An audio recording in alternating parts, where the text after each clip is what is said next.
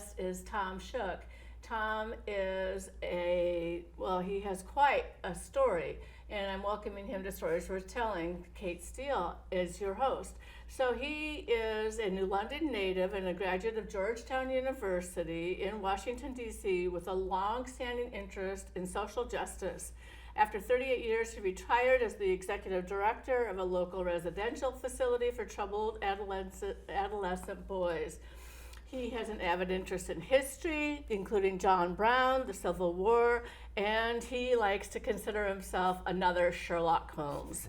And we'll talk about why that is important. He has a special interest in unknown and forgotten, hidden or suppressed local history.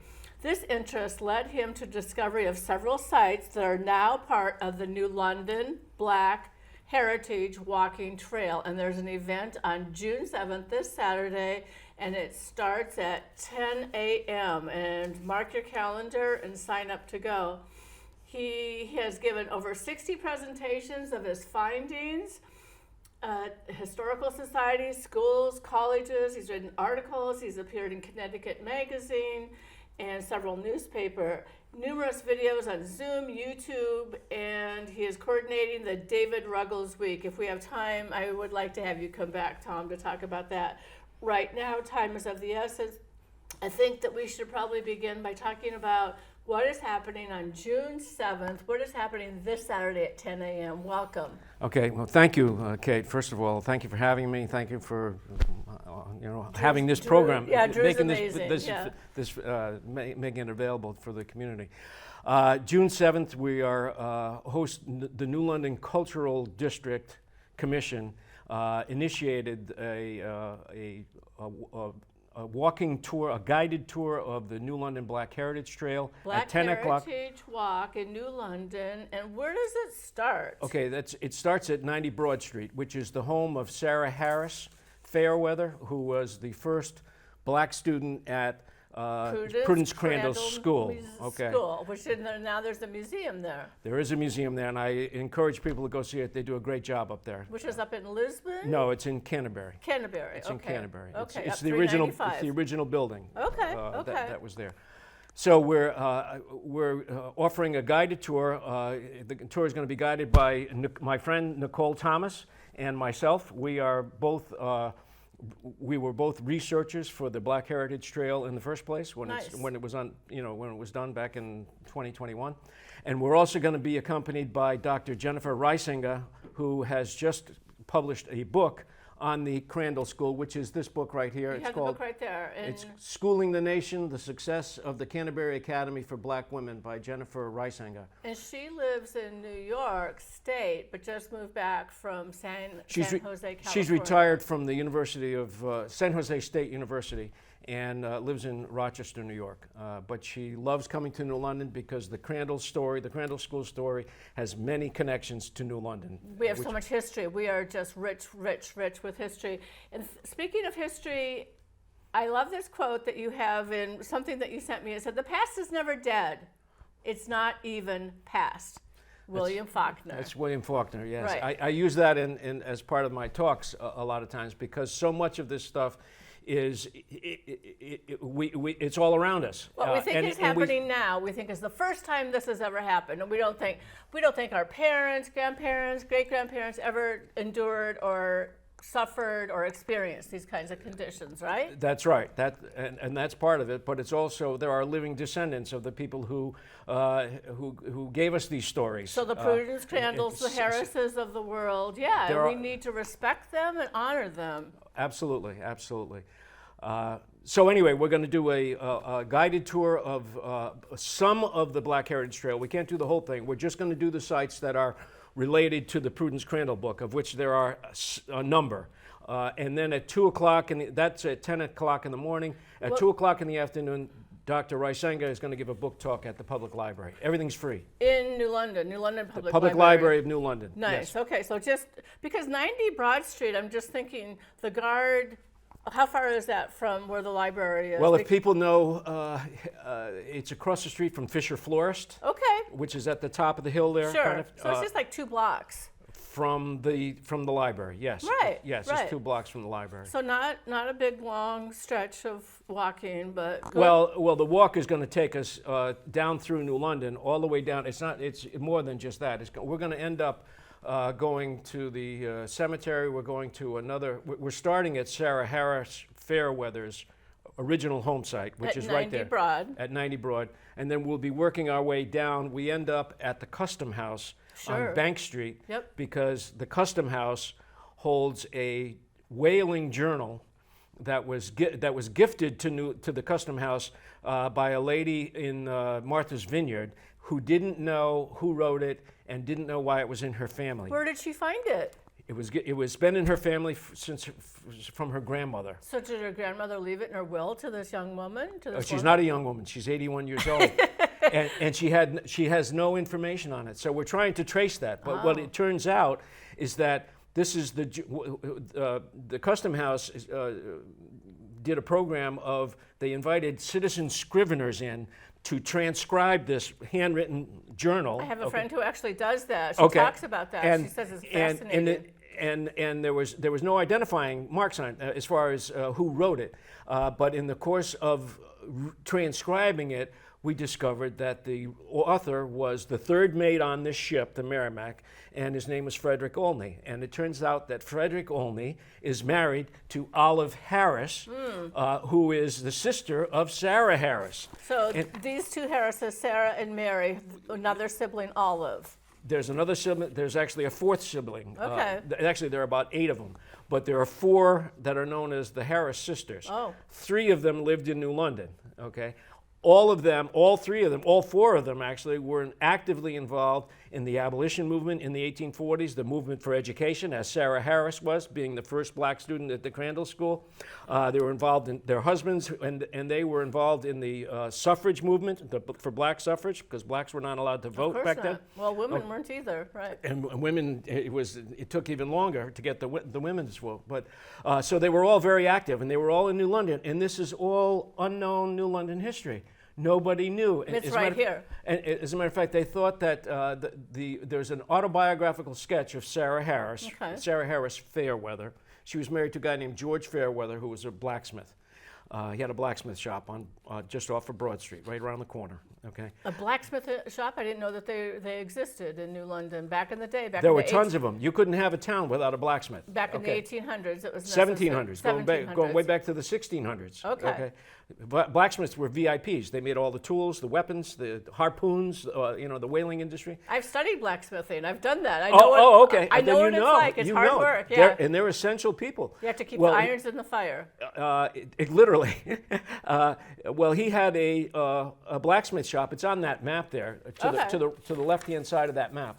Right here, okay. And if people are familiar with New London, 90 Broad Street is across the street from the Wine Merchant and Fisher's Florist, right there. I'm trying to imagine in my mind, okay. And it's near the corner of Brainerd Street. Right. Brainerd Street, the corner of Brainerd and Broad, is the large brownstone GA-10 courthouse. Okay, that originally was WMI, Williams Memorial Institute. Okay, my mother went to school there. Wow. Okay. When WMI moved to the Conn College campus and became the Williams School, that campus was taken over by the Diocese of Norwich, and it became St. Bernard's High School. That's where I went to high school. That brownstone building was the boys' home rooms, okay? None of us ever knew that there was a blacksmith shop on that property, okay? Interesting. 100 years before that, okay? And that the blacksmith was married to Sarah Harris. The biography of Sarah Harris, there's just a limited one. Somebody should write one, by the way. It was written by a guy from the president of the University of Rhode Island, and he said that in 1841, the Fairweathers were married, and they moved to New Haven, and they bought a property in New Haven, and they lived there from 1841 to 1855. Well, a few years ago, this is one of the things that I do. I go down to here comes Sherlock. Put your hat on. I don't think I'm Sherlock. I'm a Sherlock Holmes fan. I'm a lifelong Sherlock Holmes fan. Get your magnifying glass out. So I was down in the property records vault at New London, which, by the way, has property records that go back to 1646. Where is this? It's inside City Hall. Okay. and it's open to the public. I can't believe that they let people like me in there unchaperoned. Well, don't okay? say that too loud. Oh, no. Oh, no. Well, no. It's just it's a treasure trove. It's a treasure trove of history. And I mean, half the time I go in there with a targeted search, Of course. and I don't get through it because I keep finding all these rabbit holes that I go on. This was one of them. I came across the name Fairweather, and I thought, Fairweather? What is the Fairweather doing in New London? And I looked it up, and I found out that the guy that wrote the biography was wrong. Fairweathers didn't buy land in New Haven. They bought land in New London from 1841 to 1855. I have all the deeds. How did they make that mistake? I don't know. That guy died. He's gone. Can't ask him. Okay. Well, what they did do is the Fairweather, the reason he wrote it, the Fairweather family are a family of blacksmiths from South Kingstown, Rhode Island. Okay. When Sarah and George left here, they returned to George's family homestead, okay? His father and his sons, they were all blacksmiths, okay? They're in the center of what's called Little Rest, South Kingston. It's on the campus, next to the campus of the University of Rhode Island. Have to go look. This guy was the president of the University of Rhode Island. They built a new dormitory in 1970, and they dedicated it to Sarah Harris Fairweather. Oh, nice, okay? nice, very nice. And George Fairweather, by the way, I mean, amazing how these things are all connected. His grandfather was enslaved, and I think it was grandfather or his grandfather, I think, was enslaved. On his mother's side, he's a descendant of Ninigret, the sachem of the Narragansetts and the Nahantics. Okay, so he comes from royal blood, right. On that side. So, and they're all from that part around. Anyway, it's fascinating. No, it's just fascinating. It is and fascinating. It's right here. It's right in our hometown. The part that always amazes me is that everybody, we was going to WMI, we were going to St. Bernard's. We never knew that Sarah Harris had lived around the corner until and this I came didn't know up. that was the original site of St. Bernard's, that it moved from that location over to Montville. Yes. Well, I was the class of 1967 from the high school. We were the last co-ed class at St. Bernard's, the New London campus. The following year, they moved the boys to Montville, and the girls remained at New London. And then 5 years later, they realized their mistake, and they combined all the girls with the boys in Montville. Calmed them down a little bit. My mom taught at an all-boys school, so I know exactly what that was like. Yeah. Well, so anyway, and then that's when it was taken over by the state of Connecticut, and it became a courthouse. Okay, okay. But it's got That's interesting history right there. Oh, it's got an amazing history. I'm dying at some point to go to, I have a metal detector, and I would love to cruise around that lot there to see what's there. It's been disturbed many times. I mean, there's been construction there, so I don't know if there's anything left. And we're going back to the 1850s, so. You have to But who dig. knows? You might have to do a little digging. Yeah, and I don't know if the state would give us permission. So anyway, it's Check it out. Okay, so the tour on Saturday, June 7th, is at 10 o'clock. We've already established that. Tour maximum is 25 people, so we're not going to get too many people to be able to go. But if you want to go, you need to register through the New London Cultural District. go to the New London Landmarks Facebook page. Okay. And they have the links there. And I've posted it a few times. If people are on Facebook, if you go to my post, Tom Schuch, SCHUCH, you will find it on my feed. Okay. Also, you can email me. Okay. I don't know if you want to. My email is tom82baur @gmail.com. Tom82 Bauer. TOM82BAUR. BAUR. Okay. At Gmail. At gmail.com. I think people can get that. Okay. Well, that sounds good.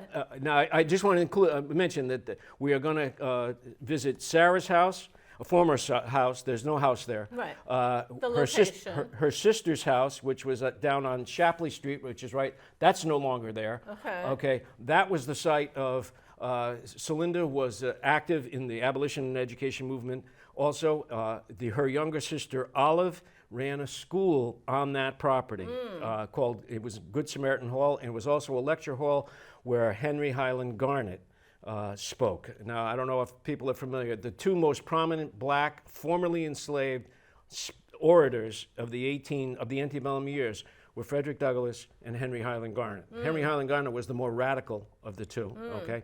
Why do we know Frederick Douglass so much better than anybody else? Well, first of all, he was the most photographed man of the 19th century. Because he was well, very no, he handsome, knew. or why? No, he was out. One of the things that he wanted to do was to change the stereotype of what people thought of black people. People, when he first started speaking, people couldn't believe that he had written his own stuff because he was so eloquent and so articulate. Smart too. Just Oh, plain he was smart. brilliant. Yeah. He was brilliant. So he did not. There were a lot of caricatures of black folks back in those days. Right, so if you right. look at all of his pictures, he has more photographs out there than Lincoln. Okay, and none of them, he does not smile in any of them. He's absolutely dead serious. Why? And that was Do you have a reason for that? Or- because again, he's trying to counteract the stereotypes. He's that not a people have. happy-go-lucky fool, basically. He's That's going- right. He's not a minstrelsy. Nobody's Jump fool. Jim Crow, any of Good, that stuff. good. He wants So- to end that. He wants to change the And image. both Henry Highland Garnet and Frederick Douglass came to New London thanks to this abolitionist group. The Harris sisters were part of an abolitionist group that Dr. Reisenga refers to as an intersectional group.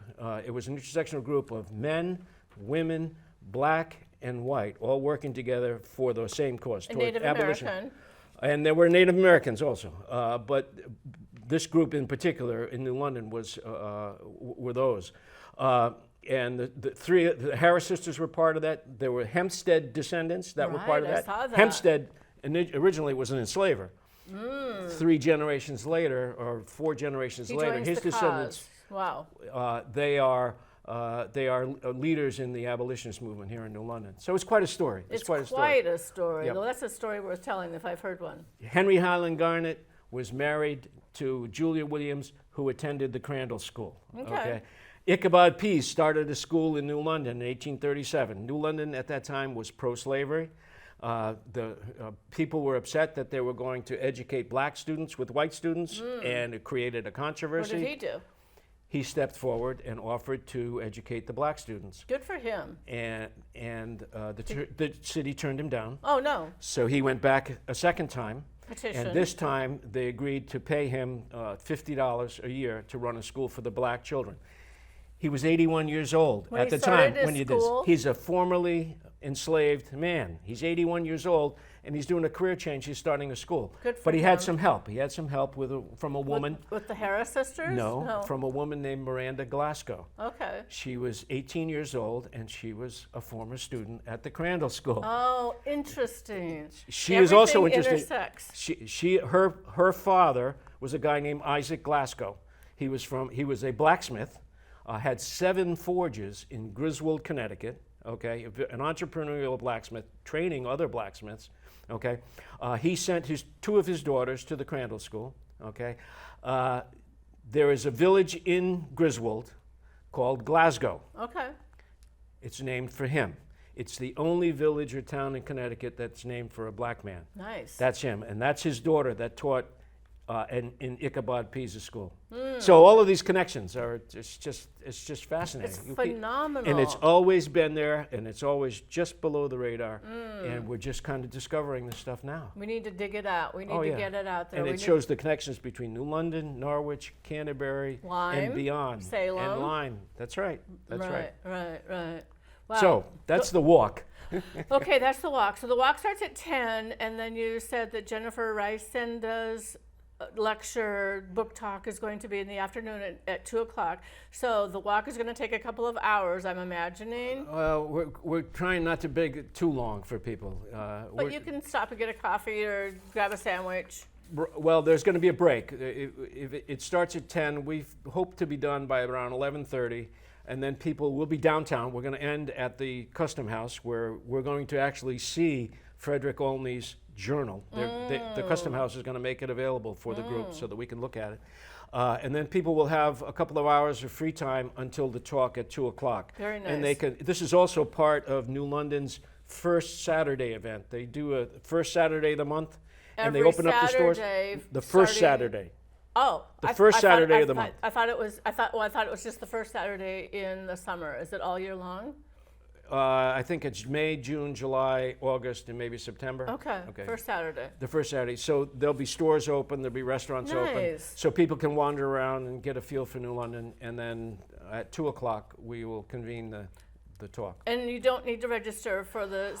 We'd like people to register at the same site, but there's no maximum on that. It's a bigger location. It's a bigger. We just want to make sure we have enough chairs and stuff for people. Get ready. So, yep. Absolutely. So. Well, this is so fascinating. I'm so excited. I just hope you have a fantastic turnout for all It's of great. that. I should say, Dr. Reisenga is wonderful. She's a fascinating person. She's brilliant. She's entertaining, she's funny, and she's very, very good, and she's very much into. She's been writing this book for about 10 years. You don't bring something like that to life with us. I should tell you,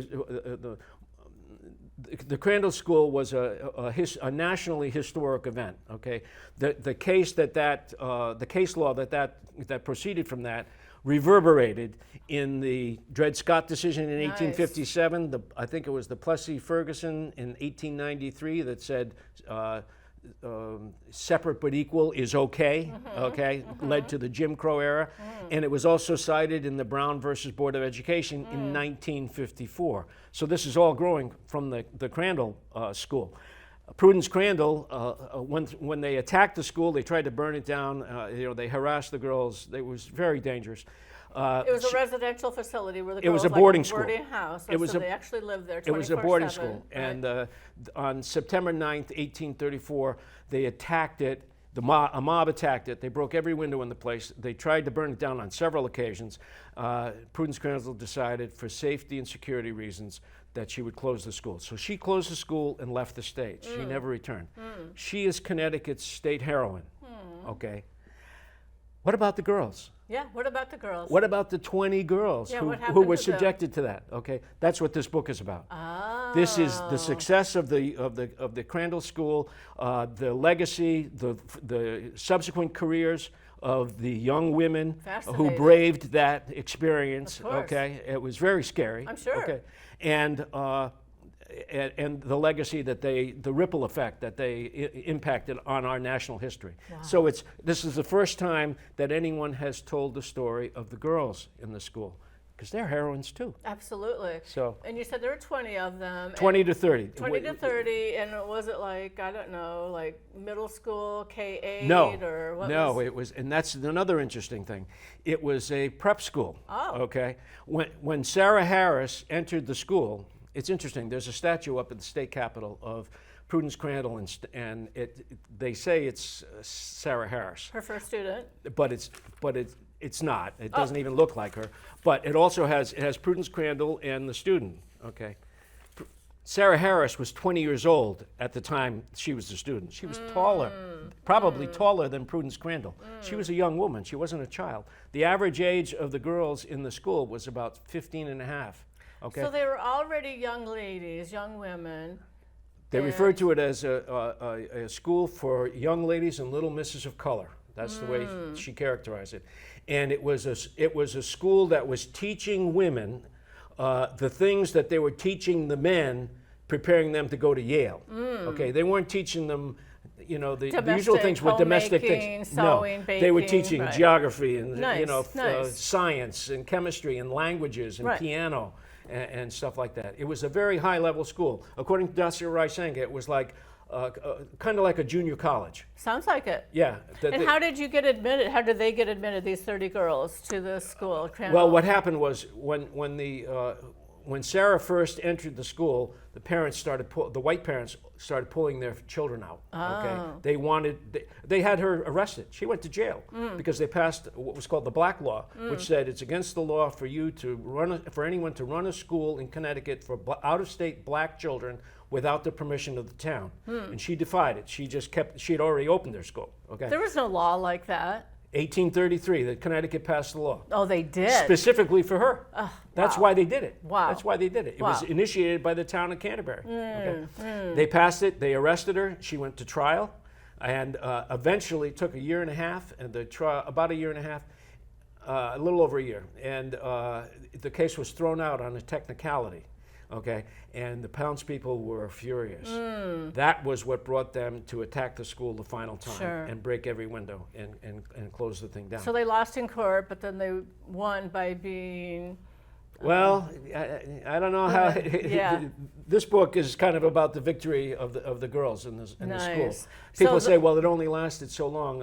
It was a failure. No, it wasn't a failure. Well, it had a huge impact, like you're saying, to your point. It's like, Yes, it so did. do we know a little bit about what happens to the young women? That's what she's going to talk about. Okay, That's what she okay. talks about. Yes, Okay. they went on. Many of them went on to be educators themselves. The Harris sisters' education runs. This Mary Harris, who was a student at the Crandall School in 1863, she was married to a guy from Norwich named Pelham Williams, another teacher. In 1863, they moved with their family to New Orleans. Okay, 1863, the Civil War is on. Okay, they moved to become teachers of the newly freed, formerly enslaved people in New Orleans. That's pretty cool. In 1863, it was under Union control, but their school was attacked. They were they firebombed their school. They eventually became professors at a place called Straight University, okay, which was founded in New Orleans. It still exists. It's now called Dillard University, and it's an HBCU. It's a historically Sure, of black course. college. They were some of the original professors here. Isn't that amazing? So the connections for education and whatnot run through generations of the Harris family. Well, there's so much to be proud of, and there's so much to be curious about, and there's just so much to understand. Go ahead. There's one other thing that not many people know about is that we talk a lot about the Harris sisters. Of course. There were also Harris sons. Right. Okay. You said 9 kids in this family? 8 or 9. Okay, big family. Charles Harris was the older brother. No, I think Sarah was the oldest actually, but he's involved in the Crandall School also because he marries a woman who was working there. Okay. Okay. That's kind of how Sarah Harris got in there in the first place. It was through this woman and Okay. her brother and whatnot. But anyway, he goes on to become a restaurateur in Norwich. Okay. And he has descendants. Okay. Was this one of the first black restaurants?